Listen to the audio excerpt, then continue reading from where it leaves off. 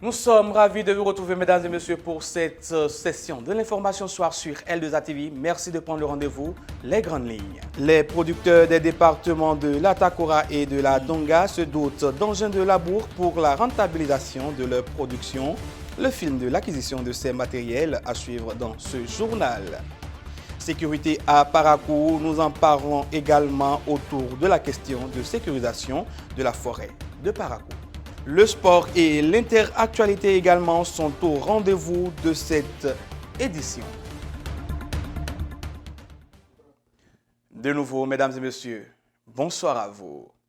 Pour l'opérationnalisation de leurs projets économiques, les unions départementales des producteurs de la Takora et de la Donga se dotent d'équipements agricoles, ceci dans le cadre du PAS des 3 financé par la coopération suisse au Bénin. Appuyer les organisations socio-professionnelles agricoles dans la mobilisation des ressources internes, tel est l'objectif du programme PAS des 3, financé par la coopération suisse au Bénin. Par le truchement de Canal Développement, il accompagne les producteurs dans l'opérationnalisation de leurs projets économiques. Le programme appuie donc ces différents partenaires à accroître la mobilisation des ressources internes. Et dans ce cadre, ces partenaires rédigent des projets économiques que le programme essaie de soutenir donc à travers une subvention totale. À ce titre, l'Union départementale des producteurs de la Takora et de la Donga bénéficie de l'accompagnement de Canal Développement pour l'acquisition de 2 tracteurs flambant neufs de 45 chevaux qui, sans nul doute, sera de grande utilité pour les heureux bénéficiaires. Vraiment, la machine que nous venons d'acquérir est vraiment d'une grande joie pour les producteurs des 2 départements, de la Takora et de la Donga. Nous sommes sûrs que vraiment, nous allons quand même relever ou bien remonter nos rendements. Parce que ici, le labour a été fait à temps, et donc rien n'empêche pour que le rendement soit quand même à terme. Particulièrement au niveau de l'UDP, ces tracteurs seront utilisés pour faire le labour. Donc ça va leur permettre de générer un peu les ressources. Et l'autre chose, en fait de campagne, les tracteurs peuvent être utilisés également pour faire des rapprochements. Donc pour ce qui concerne les activités post-récolte. Donc toutes ces ressources mobilisées vont permettre donc d'accroître la disponibilité de ressources au niveau de ces OSP-là et les rendre de plus en plus autonomes, de sorte à ce qu'ils puissent mettre en œuvre des activités donc, sur fonds propres, donc en lien bien sûr avec leur plan stratégique opérationnel que le programme a d'ailleurs contribué à élaborer. Dans le processus de l'opérationnalisation des projets économiques des organisations socio-professionnelles agricoles, l'accompagnement de l'ONG Canal Développement va bien au-delà de l'acquisition du matériel. La deuxième phase, après l'acquisition de ces tracteurs, c'est de veiller, d'accompagner, n'est-ce pas, c'est-à-dire l'UDP, à ce que la mise en œuvre de ce projet soit en adéquation avec le projet économique que nous avons appuyé à rédiger.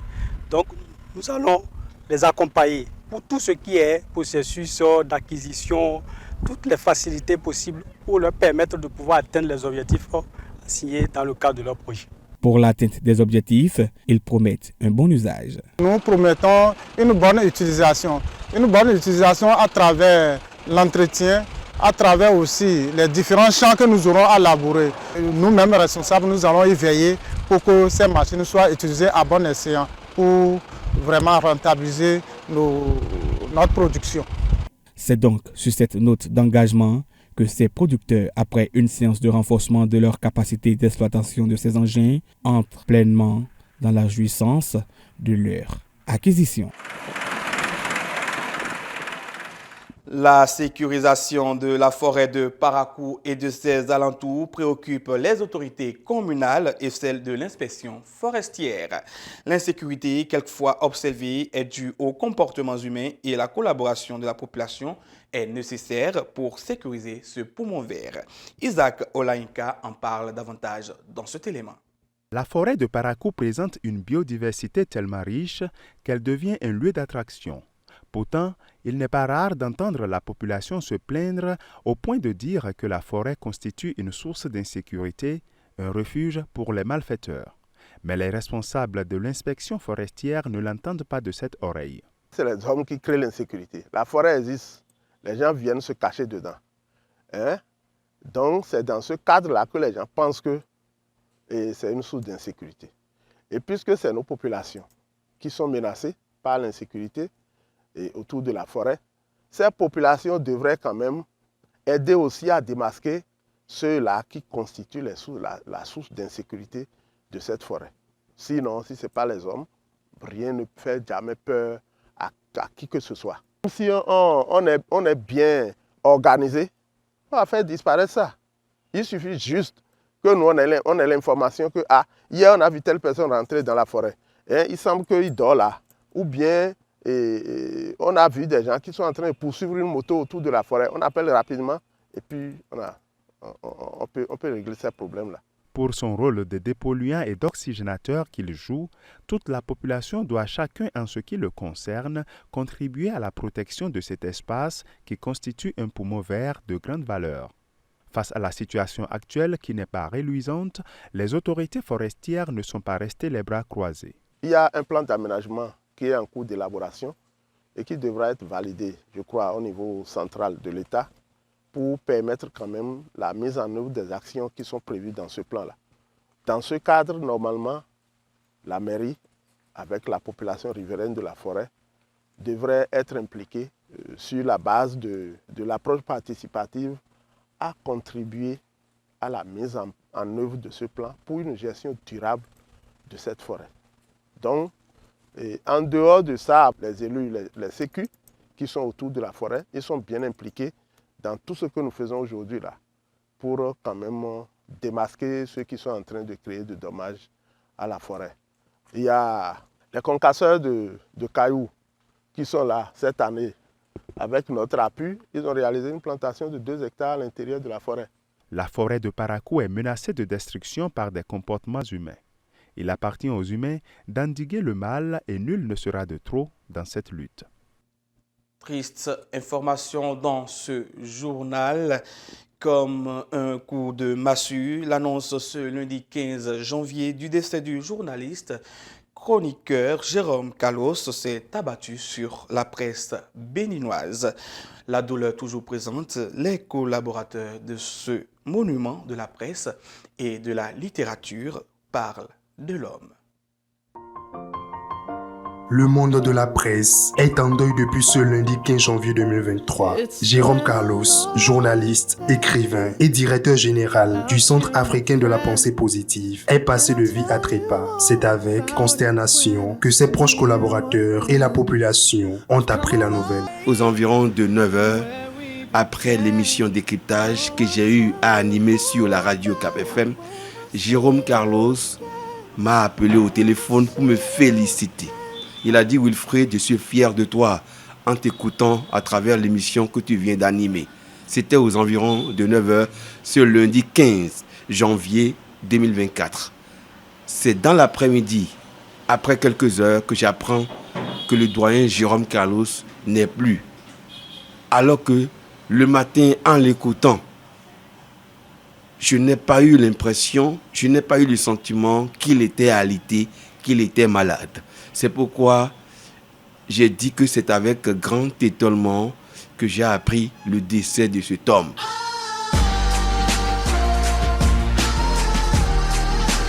Homme de paix et de cœur, Jérôme Carlos est un journaliste et écrivain de formation. Il a été entre autres directeur des musées, bibliothèques et archives nationales de Cotonou, expert consultant auprès de l'Institut culturel africain de Dakar. L'illustre disparu est un chroniqueur hors pair. Jérôme Carlos nous invitait à comprendre, à saisir l'importance de nos fautes et à nous remettre en cause pour pouvoir aller mieux de l'avant dans la profession du journalisme. Il était proche de ses collaborateurs. C'est pour cela qu'ici à Cap FM, on n'a pas hésité à lui attribuer l'appellation Tonton.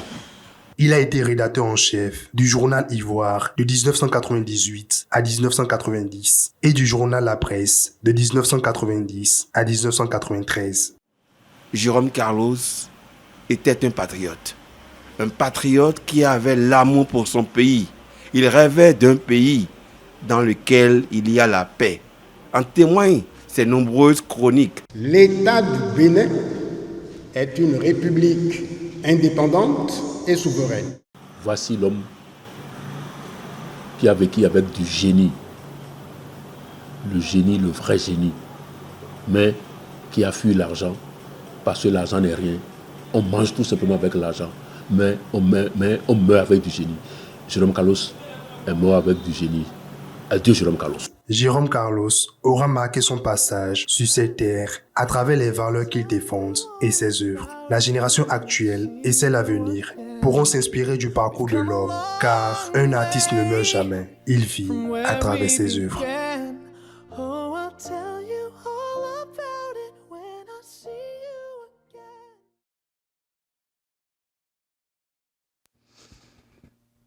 À la voix de ses directs collaborateurs, toute l'équipe de Les Angles d'Afrique Télévision se joint pour présenter à toute la presse béninoise les sincères condoléances. S'ouvre à présent la page des sports avec Cyril Azagon et il sera question de la CAN Côte d'Ivoire 2023 avec le point de la première journée et des premiers matchs.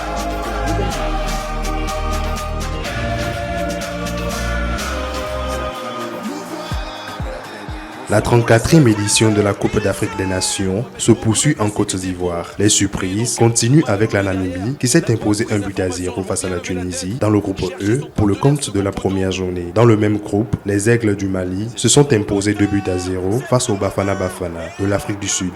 Dans les rencontres du mercredi, le Maroc, demi-finaliste du dernier mondial, s'est imposé largement face à la Tanzanie 3-0. Dans le même groupe, la République démocratique du Congo et la Zambie se partagent le point du nul.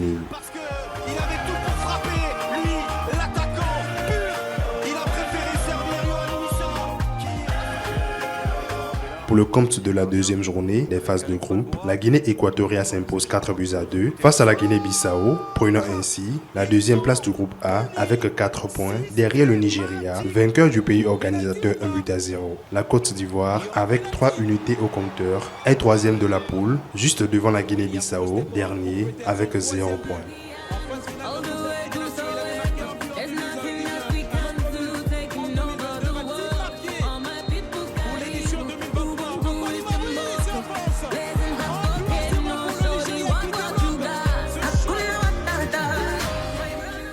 Dans le groupe B, l'Égypte enregistre son deuxième match nul en 2 journées. Cette fois-ci, c'est face au Black Star du Ghana, dernier du groupe avec 1 point.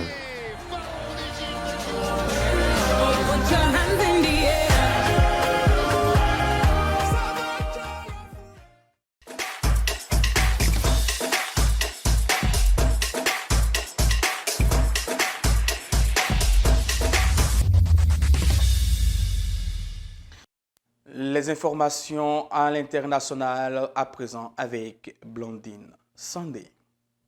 Fidèle de L2A TV pour ce point d'actualité internationale, on retient aux Comores l'opposition dénonçant une fraude électorale a appelé la population à manifester pour contester la victoire d'Azali Assoumani à la présidentielle. Ce jeudi, des tensions entre forces de l'ordre et groupes de jeunes ont fait un mort et plusieurs blessés. Azali Assoumani a été réélu dimanche au premier tour avec 62,97% des voix, mais seulement 16,30% de participation au scrutin selon les chiffres officiels communiqués mardi soir. Cette victoire lui accorde un 3e mandat consécutif. Le président restera au pouvoir jusqu'en 2029. Et au Kenya, vous vous souvenez sûrement de l'affaire de Shakahola où un pasteur a fait 429 morts dans le rang de ses fidèles auxquels il prêchait de jeûner jusqu'à la mort. Le pasteur Paul Nteng Mackenzie a été formellement jugé ce jeudi pour des faits qui tombent sur le coup de la loi antiterroriste. Le pasteur de l'Église internationale de la Bonne Nouvelle a été présenté ce jeudi 18 janvier devant le tribunal de Shanzu à Mombasa sur la côte kenyane et il a été inculpé. À ses côtés, 94 prévenus, tous des adeptes de l'Église, affrontaient les mêmes chefs d'accusation. Les 95 suspects doivent encore attendre les charges relatives à l'homicide involontaire et à la torture sur des enfants. 2 audiences sont prévues à cet effet à Mombasa les 23 et 25 janvier. Et des nouvelles du Vatican, les conférences épiscopales réunies à Accra ont annoncé en bloc leur refus de pratiquer la directive du Vatican qui permet de bénir les couples homosexuels. Dès le début, les évêques africains s'y sont montrés hostiles, mais dans un texte rendu public, ils l'expriment solennellement, je cite, « Nous, évêques africains, ne considérons pas comme approprié pour l'Afrique de bénir des unions homosexuelles ou les couples de même sexe parce que dans notre contexte, cela causerait une confusion et serait en contradiction directe avec l'étau culturel des communautés africaines. » Fin de citation.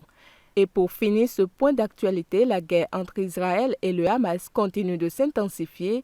L'Union européenne adoptera lundi un régime de sanctions contre le Hamas qui annonce de son côté un nouveau bilan de 24 620 morts. Les frappes israéliennes dans la nuit de ce vendredi au sud de la bande de Gaza ont tué 93 personnes. Tôt ce vendredi matin, des témoins ont fait état de tirs et des frappes aériennes dans la ville principale de Gaza. Selon Israël, de nombreux membres de la direction locale du Hamas se cacheraient dans cette localité.